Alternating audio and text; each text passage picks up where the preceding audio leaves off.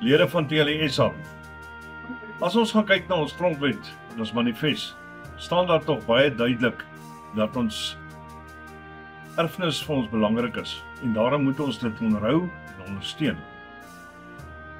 TLSA is dan nou genooi deur die Majuba Trust om volgende jaar, met ander woorde 23 tot 25 Februarie 2024, deel te wees van die organisering en aanbieding van die Majuba fees.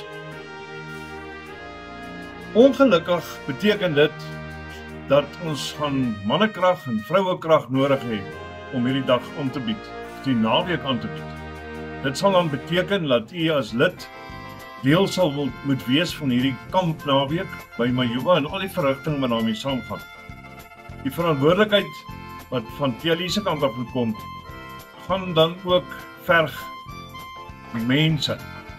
En daarom wil ek dan vanaand in die maak van hierdie video u hartlik uitnooi om asseblief uself beskikbaar te stel en deel te wees van hierdie reëlings.